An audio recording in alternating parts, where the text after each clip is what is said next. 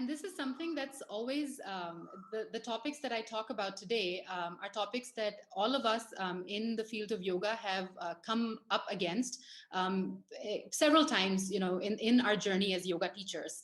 And it began particularly about 2 months ago when I was actually being interviewed to be part of a delegate of women entrepreneurs. And during that interview, I was asked about things such as my, the big vision I have for my enterprise. What is my bottom line? How many employees I have in my organization? And I found very quickly that although I do consider myself an entrepreneur, that I was very different from the other women delegates. I was very different in the sense that my vision was not about making millions of dollars and how many employees I would have under me. My vision was very different from everyone who was on that call that day. My vision was simply just to be the best yoga teacher I possibly can and to be the best yoga student that I possibly can. And when I asked the people who were interviewing me about whether they have ever mentored someone who's just like me, let's say an artist or a musician, who finds creative ways of staying involved in their profession while making money, I was told very bluntly that that is not an entrepreneur. So I felt that it was about time that we actually look at the field of yoga teaching and let people know what actually lies behind it. What does it take to be a yoga teacher today or a yoga professional today? And hence this presentation. Also, as a lot of you would have also experienced other yoga professionals in the field, you would find, okay, why is this? You would find that a lot of people have this notion that a yoga teacher, like an artist or a freelance musician, is simply not involved in something of much significance. That whatever they're involved in is not something serious enough to effect change beyond their spheres. So we see that a lot of people look down upon the teaching of yoga or don't give it the respect that it is due. Also, I have found that a lot of people rank a yoga teacher amongst a like hobbyist at best or a dilettante at worst, but they do not accord yoga teachers the due respect and courage and conviction that is required to turn a passion into a stable source of income. So because of these experiences that I was having, I felt that it was important that it's about time that we put all of this into a study and present it for the wider world. Now, we have to also examine the reasons why we have these notions. Why is it that such notions about yoga teachers and the field of yoga is so rampant? And there are two main kind of reasons. The first set of reasons would fall under the social reasons for why yoga is considered to be a hobby. And these reasons, the social reasons, are usually that yoga is blanketed under archaic dogma and a multitude of cultural, traditional, and religious nuances. So we see yoga, unlike other professions, comes with a lot of preconceived notions, which have their root in our cultural traditions or our traditionally held views. And therefore, people are sometimes unable to look beyond these reasons. There are also personal reasons that I came across. I found that yoga teachers themselves grapple with finding a balance between yoga teaching as imparted in the traditional context, so how it's been being taught right till now, and how it is imparted in the fitness-obsessed, consumer-driven market of today. And I found that yoga teachers sometimes grapple with a balance between these two issues. And also, if we are to look at yoga from the point of view of a profession, it is important to look at it in the context of the Indian market, particularly the evolution of the Indian market, because in that context, yoga is a very nascent profession in the way we see it today. Now, the Indian market has been a closed market until the 1980s. Then around, it was closed, but around the 1950s, there was a push to open up the markets. And we see at this time that a lot of politicians, a lot of leaders had this intent to sort of bring about an evolution in technical education, in a lot of technology that was available, just basically looking at progress for India, for the Indian masses. And because of this focus on evolution and on growth in terms of the socio-economic the strata that was there, we see that by the 1970s, a lot of the attitudes and values had changed. A lot of the pre-existing attitudes and values had changed. We see now that people were no longer impressed, or they were no longer after the government sector. Until now, the government sector had spelled some sort of promise, sort of stability, a secure income, but Indians were no longer finding that lucrative. Instead, they were becoming more experimental.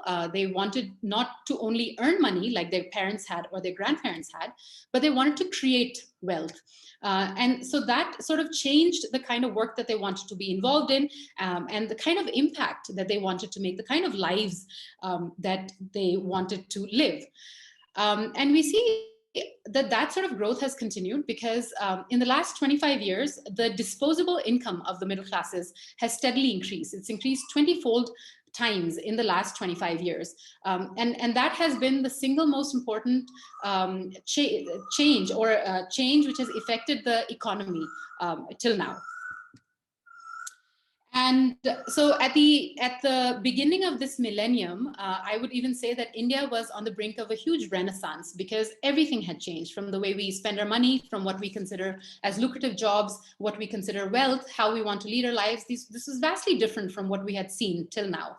And therefore, it was a time of huge change, a time of changed values, and that can actually be considered a renaissance for India.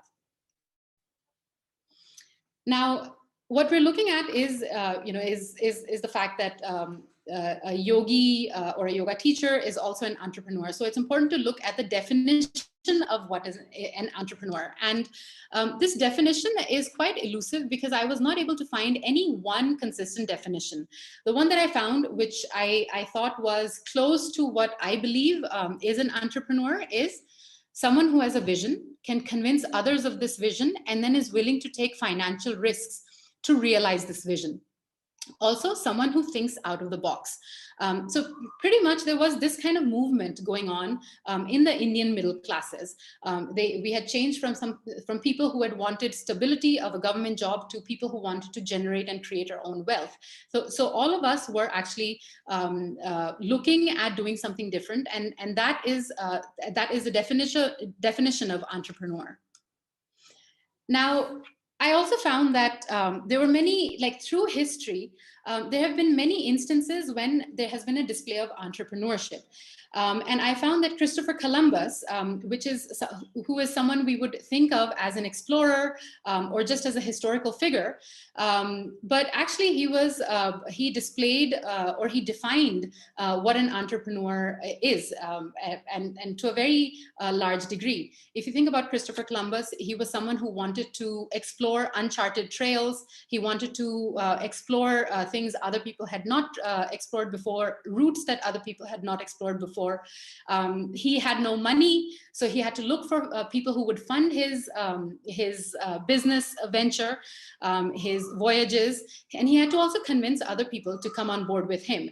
And he had to convince them against all odds, because nobody really wants to be on a boat which they don't know is headed towards something, or is just going to get lost in some at sea. So Christopher Columbus is an excellent example of an entrepreneur. And I found that in the current scenario, whenever we talk about entrepreneur, we always think of startups. We always think of someone who has a lot of funding. We always think of someone who is trying to change the world, who has lofty visions. But I really feel that the definition that we have right now is very limited, and we need to sort of broaden it to also include people who are perhaps not looking at making $1 billion one day, but are looking at bringing about a change in their own right. And that is where fitpreneur comes in. So fitpreneur is basically an amalgamation of the term fitness and entrepreneur.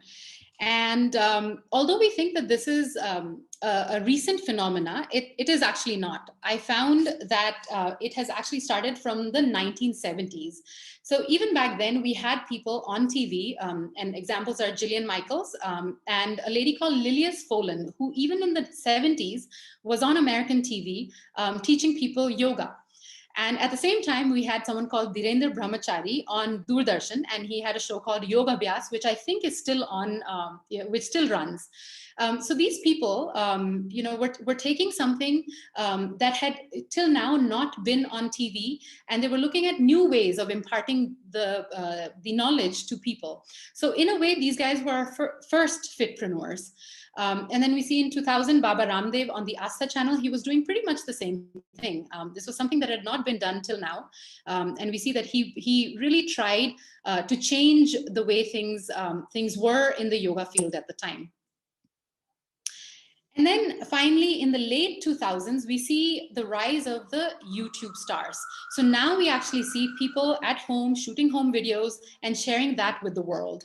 And this was similar to what is actually happening now.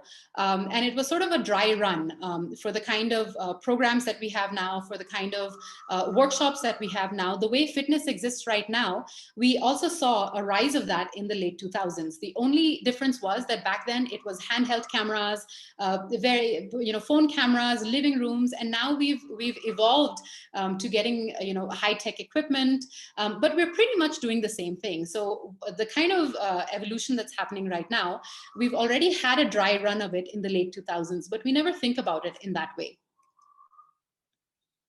Now, so now since we've spoken about the fitpreneur, it's important to talk about like a subset of that, which is the yogipreneur. Yogipreneur is basically an amalgamation of yogi and entrepreneur. So someone who is yogi and also does some business in the field of yoga. And this phenomena came out around the late 90s and early 2000s, where we had people quitting their stable salaried jobs to take the plunge into the world of yoga teaching. And at this time, you would see a lot of people and a lot of your friends would say, I want to follow my passion, or I want to share my love for yoga, or I want to spread the word of yoga and share it with the world.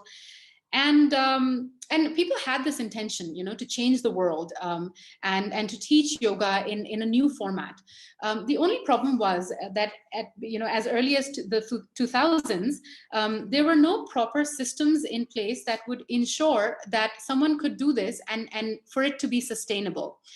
So people were basically trying new things, and there was a lot of trial and error, and we came across a lot of challenges. And I'd like to list out some of the challenges. These were the main challenges. Now, there were many challenges, but everyone I spoke to found that these were the three main challenges that they came up against. The first was reality of meeting basic living expenses and lifestyle expenses. Then people realized that it takes years to build the kind of following that ensures full group classes, or even private classes for that matter. And people also realized that teaching at the local studio simply doesn't amount to a sustainable income. So these were a lot of the issues that we were facing at that time. And a lot of these issues are also current issues. And we're going to look at how we can actually bridge these challenges, or how we can actually overcome these challenges. But before we move on to that, it's important to understand history of yoga teaching, a very brief history for the purposes of this presentation. People, yoga has been being taught for centuries. But when did yoga teachers actually start to think about going beyond, their boundaries, their, maybe national boundaries, or beyond their little spheres and go beyond that? So we see in 1893, as far back as 1893, Swami Vivekananda went to Chicago for the Parliament of Religions.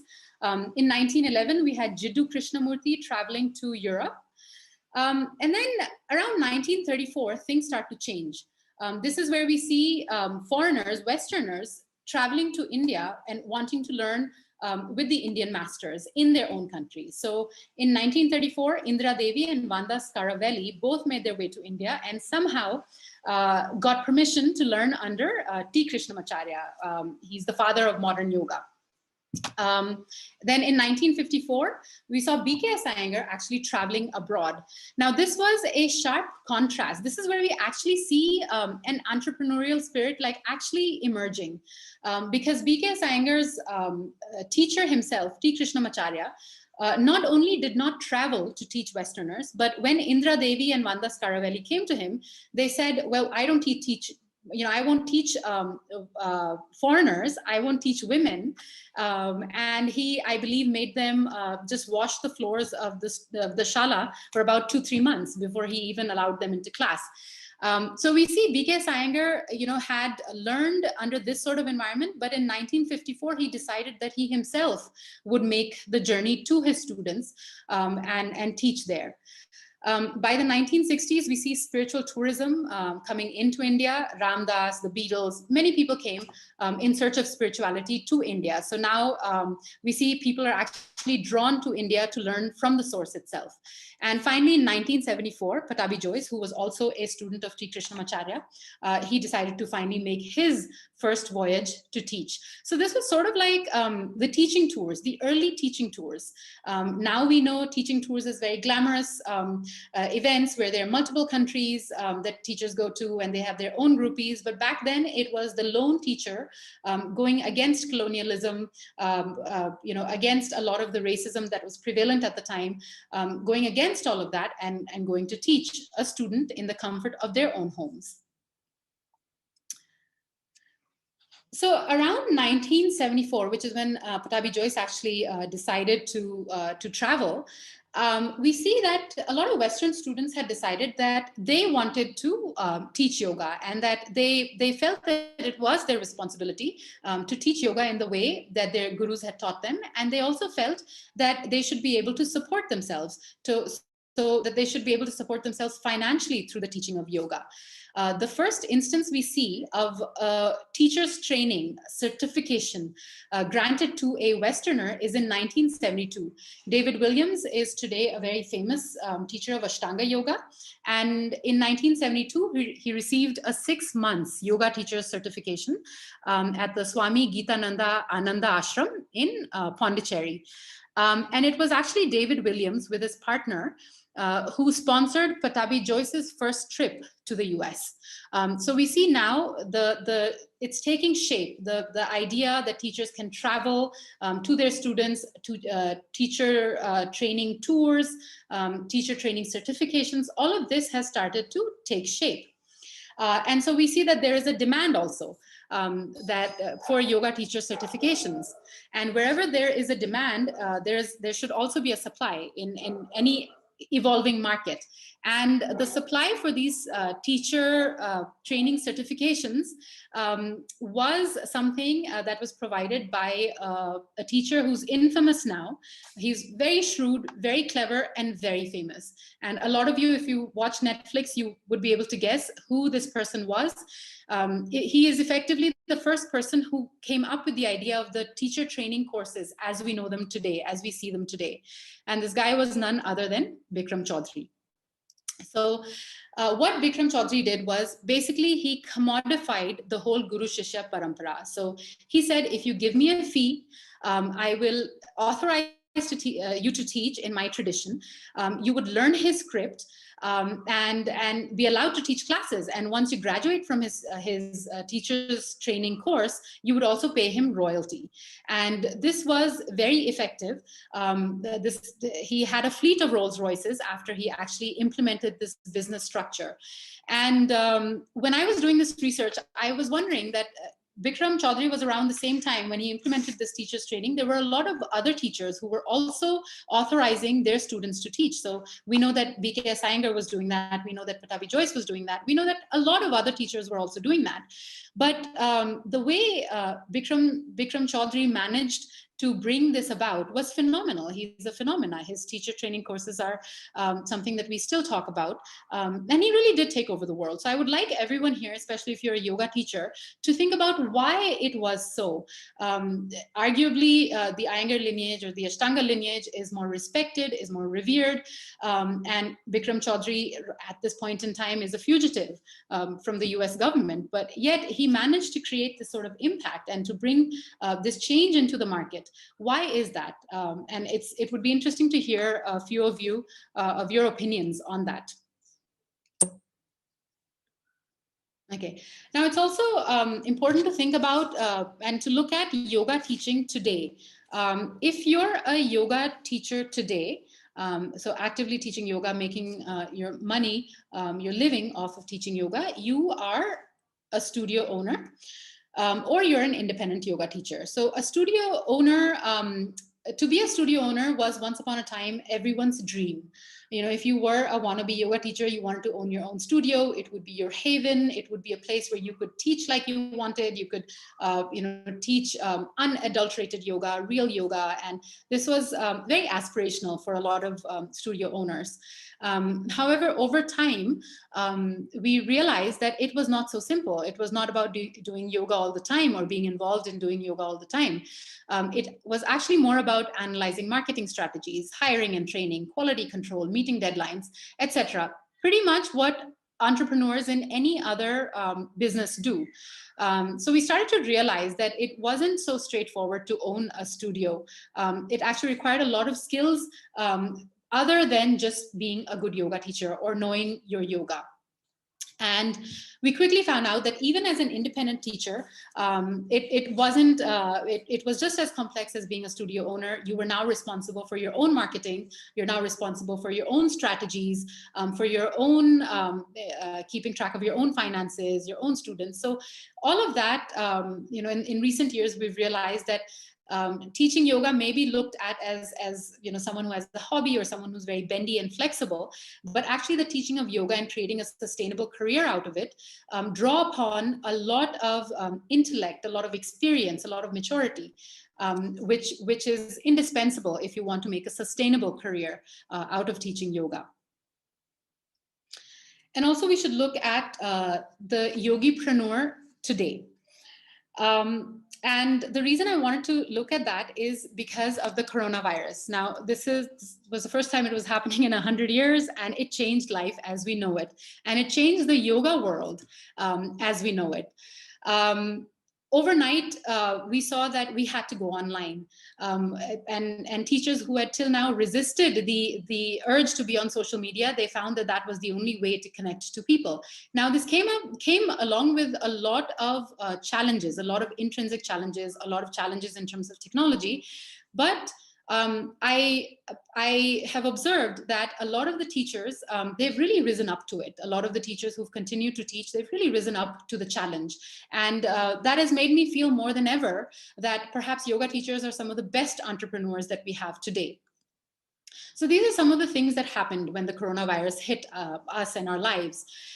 We realized, a lot of teachers realized that they might not be technologically interested in technology or technologically sound or capable, but that their patchy internet and the space constraints were real, and that they had to figure out how to teach despite these constraints. And we saw a lot of yoga teachers do this creatively, very intelligently, and we saw them doing it seamlessly as well, with help from other people in their community, but they rose to the challenge. We saw teachers who modified their classes to suit an online audience. They modified the way they taught to suit an online audience. And I'm not talking about teachers who are very young. I'm talking about teachers in the 70s, teachers who were like in 75, 80s. For them, the laptop was never a big part of their lives. Yet we saw them rise up and really take the challenge and triumph actually over that challenge. We saw these same teachers increase their engagement on social media, but we saw them doing it in a very conscious way, in a very original way.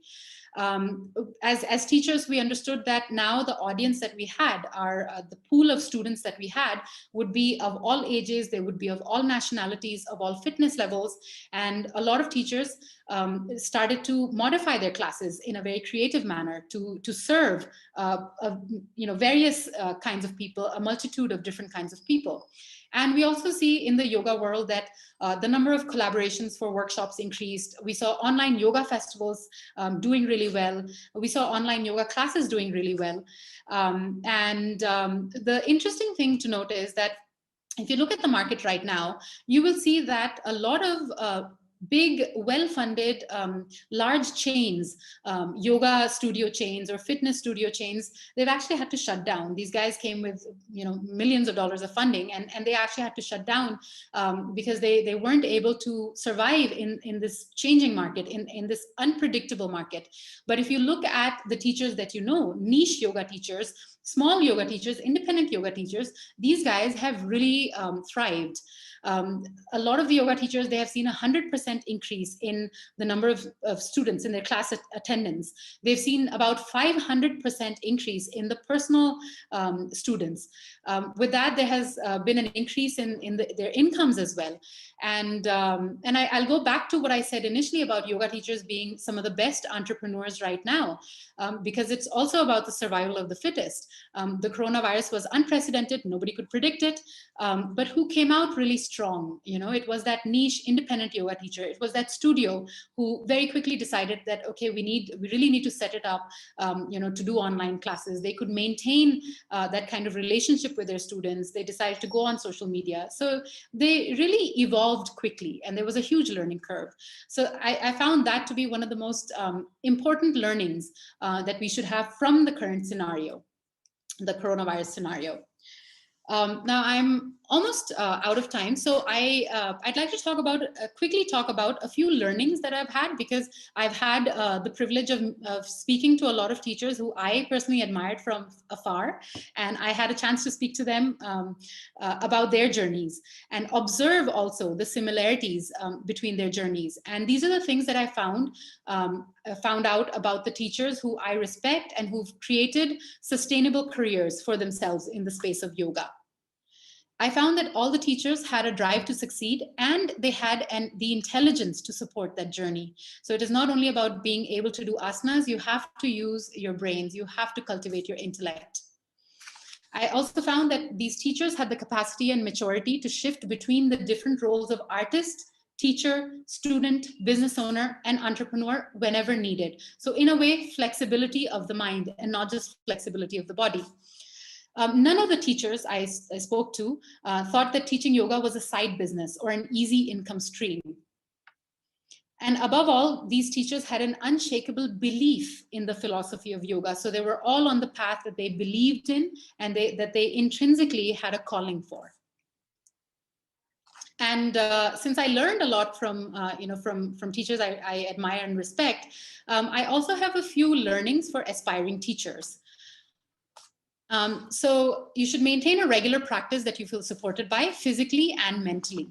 All the teachers I spoke to, they actually have this. So it's, I hear very commonly that I don't have time to practice, and I understand the constraints, but it is important to maintain some sort of regular yoga practice. You have to set aside quality time for your own learning, not only about the yoga, but about business. And you have to be open-minded about what you're learning about different lineages, different teachers. Also, I found that most of the teachers who had sustainable yoga careers had already worked somewhere else. So they had an experience of a professional setup. So they came with a lot of experience of that, a sense of responsibility, a sense of professionalism, how to conduct yourself, how to come across as professional. And they've also spent a lot of years being students of yoga before they decide to settle down for a life as a yoga teacher. And I found that that most of the teachers, even the really old teachers, so from personal experience, I can tell you that B.K. Iyengar used to tell everyone who used to come to him to go work somewhere else, or at least to go in and study, do a master's, do a PhD, before you decide to come and become a yoga teacher. So that's very important. Seek out senior teachers who you respect and attend class. Remember, evolution doesn't happen in a vacuum. And so if you want growth, you will have to collaborate with others and interact with other people. Also, a very peculiar problem I came across was this burgeoning of online TTCs. And this has made a lot of yoga teaching aspirants feel that yoga is now that much more simple. So I personally spoke to a girl who, who wanted to know a little bit about the field of yoga. And she had just finished a 15-day online TTC, which was about 2-3 hours a day. And she had started to teach 1 or 2 students online, and she was moving out of India, and she was asking me for some tips on how to become a better yoga teacher. And I told her, well, now that you're moving away to a country where there's no social distancing, maybe you can start to volunteer at a studio, learn under a teacher, actually understand how the teaching of yoga exists outside the laptop situation. And I was appalled by her answer. And her answer was that, no, I'm going to be a great yoga teacher, but I'm only going to teach before work, after work, and I'm only going to teach online. And so I think that this is a view that's rampant, and I disagree with it, because a lot of the yoga teachers who have done really well during the online teaching are those people who have also taught offline and have had significant experience teaching offline. So we must not think that an online TTC and online teachers, online students will be the future of yoga. Also remember, a good teacher is the result of a long process which takes time. So again, plan intelligently. Intellect is something that I cannot emphasize enough, because every single teacher I came across was super focused, super intelligent, educated, and speaking to them really showed me that it's not just about being good at asana. You really have to have an inquiring mind, an analytical mind. So never underestimate that.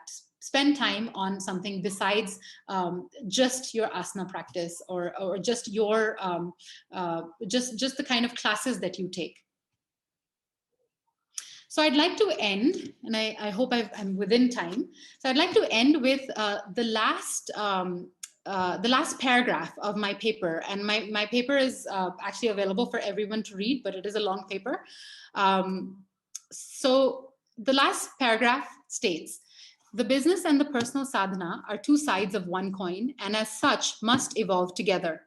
It is easy to get carried away with the business of yoga, especially because the business pays our bills. The middle ground can be found in the teachings of Vedanta. The Shastras encourage us to look at the rose and its thorns with acceptance. An aversion to the thorns shouldn't be the reason to abandon the beauty of the rose. So tyaga of materialistic wealth through which we sustain our life is not the answer. The answer is to face the limitations of our situation and to accept the drawbacks, if any. Yoga philosophy is our true north, and we must not lose sight of it as we create fulfilling, sustainable teaching careers for ourselves. Now, my email is pragya.bhatt@gmail.com. I know that this is a topic that a lot of yoga teachers will have something to share about and to tell me about. So please do get in touch with me. If you have any information that I could include in my paper, it is a work in progress. Those of you who want to read the paper in the way it exists right now can go on my website. There's a downloads link menu, and you can actually download the paper and read it. And at this point, we have a little bit of time. If anyone has any questions for me or any comments, please feel free to kind of unmute yourself and share. Thank you so much, Pragya. I think you gave a very, actually, although you keep saying that you're taking a lot of time, but actually it's what you have managed to do is take a vast topic and present it in a very concise and organized manner, a lot of clarity. And I would like to, if anybody wants to speak, I think we're a small enough group that we can all we can all take our own understanding, and please speak and give your ideas, your opinions, questions, comments. It is a very vast subject, the teaching of yoga itself. I mean, there can be a whole chapter on that itself. There can be a whole book on what is a yogipreneur and the challenges that we face. But I feel that even 20 pages of the paper wasn't enough to sort of put everything that I've learned. And I'm continuing the research. But yeah, for the purpose of the time that we had, this was as concise as I could make it. Beautiful. You can download Pragya's paper. Yes, it's available on my website. And yeah, I think it's very relevant to everyone who's teaching yoga right now. And especially when I was holding interviews with like you, for instance, and the other people who are on the panel, I found so much personal engagement. Like it is a topic which is very close to our hearts, and I found so many people, really coming out and sharing a lot of stories. So these are the kind of stories I'm looking for, and the kind of experiences that I'm looking at highlighting through the paper. Wonderful. Can we have the audience now? Wait, please. Yeah, so if you'd like to download information, download Pragya's paper, it's available. The information is available on the chat. Otherwise, you can unmute yourself and begin speaking.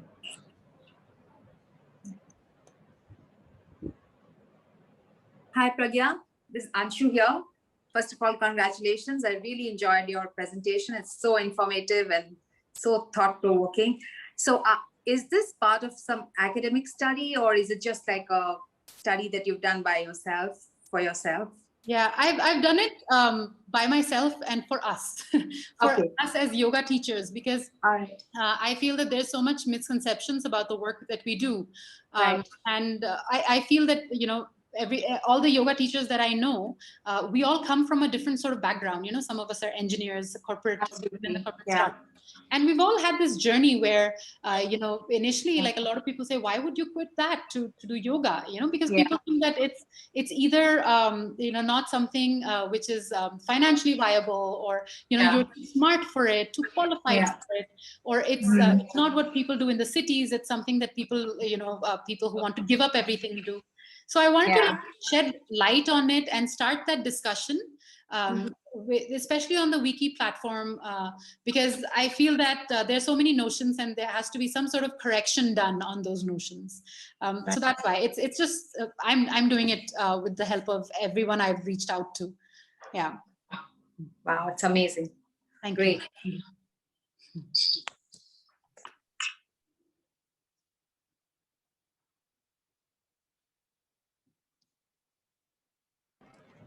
Okay, so I'm going to add a question while we're waiting for others to find their voice.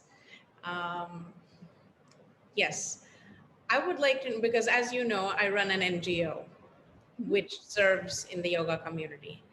Now, where does that fit into being a yogipreneur, including all of the members of our team who are who are involved in this? And how much of society should be involved in supporting such endeavors, or how should society be involved? Yeah, I think throughout history, and that's why I made a point of going into the history of the Indian markets, the Indian economy, and then came to the history of teaching yoga. We've seen that with any kind of change, any kind of progress that has happened in society, in the economy, has happened because people have evolved, because we have been very open and flexible with our mindsets. And so for people now, for entrepreneurs now, especially young, confident, driven people who want to be in the field of yoga, it's important to be supported by a lot of your friends, by a lot of your family members, and that support sometimes I feel is not so forthcoming, and especially if you if you are somebody who already has a job which is really well paying, or which is considered very prestigious, So I don't find that sort of encouragement forthcoming in the way things exist right now. It will change, but in order for it to change, we have to start looking and demanding that kind of support. So how should they be supported? I think the support should start there, from the mindsets of people trying to have these conversations. And what was your other question about? Well, can I also can I also bring in another topic? And where does the government, especially in India, where does the government, what is the government's role in promoting Yeah. yoga as an entrepreneurship or an enterprise? Yes, I think the Indian government has been wonderful. It's the first government who said, okay, let's put the spotlight on yoga. And I know there are many schemes and many acts that the government is trying to pass to support yoga teachers financially as well. So in terms of getting loans is easier for yoga teachers. There's a tax exemption for yoga teachers. Yoga teaching, the teacher training courses are being offered at subsidized rates. So there's a lot of encouragement in that way. The fact that we have a department of Ayush, and it in itself shows that there is a support for holistic health, for alternative therapy, and the approach is also scientific in nature. So we're not saying that, okay, yoga is great because it's been in our history and our culture forever. We are saying that that there are studies and that we want to conduct studies about the tangible benefits of a yoga practice. So I think the government, that's one way to really boost support for yoga. Hey, Pragya, I have a question. Yeah, hi, Mida. So is there, in the study that you did, are there any lessons for students and maybe society at large to support yogipreneurs? For society at large, I think that would go back to like what Soumya was asking. There has to be a change in the mindset, that this is not just something that's a hobby, and that these people are not just involved in, stretching a little bit in the park. It is not just that. I think if we change our mindsets to that and look at yoga also as a very scientific field to go into, where we're doing research, where we're doing study of anatomy, where you're studying history and culture and philosophy. I think that's where it would actually begin. I think students of yoga should also endeavor to look at it in a deeper way. I feel a lot of students who come to yoga just think, okay, I want to be flexible, that's why I'm coming to yoga, or I'm not flexible, therefore I cannot go to yoga. So there's a lot of this black and white kind of approach to the practice. But I think students need to remember to take yoga as any other philosophy with an open mind, because it is such a vast philosophy. So we must not forget the depth that this practice has to offer. We must not forget that when we enroll for a yoga class. We need to somewhere remember that there's a lot of culture, traditions associated with it. And so therefore we must have some sort of respect for it, even when you're just enrolling for a yoga class. Does that make sense?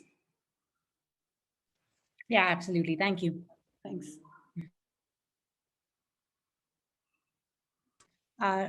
Raji has a question. She says, how do we make yoga accessible to all? I feel fitness and yoga, because of recent limelight, has become costlier. So there are two ways of looking at this, and I think one way is just to say, okay, well, it's come in the limelight, and that's why it's become more expensive. But I would also look at it in a different way. I think that it's become more expensive because now yoga teachers have started to take themselves more seriously. We've started to enroll for courses that cost money. We've started to look at investing in our own careers, in ourselves as yoga teachers, and that requires money. that doesn't come for free. So I think the good yoga teachers, they are looking at their pricing in that way. And at this point in time, a lot of the good teachers are very expensive, but you do find a lot of good teachers who are, who are just volunteering or who are not supporting themselves, through their yoga, through their yoga teaching. So how do we make yoga accessible to all? I think at this, now particularly with the coronavirus, I think it is accessible. And as far as the cost is concerned, we need to like really broaden the way we look at the fees that teachers charge. We must not forget that teachers also have to take care of themselves. They have to pay rent. They have children. So